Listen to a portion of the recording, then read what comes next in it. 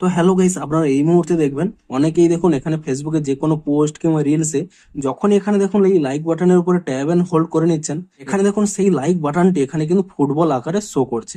এমনকি দেখুন এই রিয়াক্টটি যদি আপনারা এখানে করে দেন, তাহলে দেখুন রিয়াকশনেও দেখুন শুধুমাত্র লাইক নেই, এখানে কিন্তু একটি ফুটবল আকারে কিন্তু শো করছে। তো আপনারাও কিভাবে এই লাইক বাটনটিকে এই ফুটবল আকারে চেঞ্জ করতে পারবেন সেটাই জানাবো আজকের এই ভিডিওটিতে। তাই জন্য কিন্তু পুরো ভিডিওটি অবশ্যই দেখতে থাকুন। তো তার আগে ভিডিওটিকে অবশ্যই একটি লাইক করে দিন এবং এই চ্যানেলে যদি আজই নতুন এসে থাকেন, এখনই চ্যানেলটিকে সাবস্ক্রাইব করে রাখুন এরকম নতুন নতুন ভিডিও দেখার জন্য। তো সিম্পলি দেখুন আপনারা কি করবেন, এরকম এই ফুটবল আইকনের লাইকটিকে কিভাবে আনবেন আপনাদের দেখিয়ে দিচ্ছি।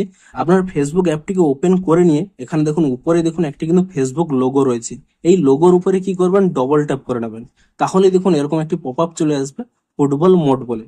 আপনারা সিম্পলি কি করবেন, এখানে এই লেটস গো এই অপশানে ক্লিক করে নেবেন। তাহলেই দেখুন এখানে কিন্তু সেই লাইক রিয়াক্টটি কিন্তু চলে আসবে। এখানে দেখুন আপনারা ডবল ট্যাপ করে নিলেই এখানে দেখুন সেই ফুটবল আকারে কিন্তু রিয়াকশনটি চলে আসবে।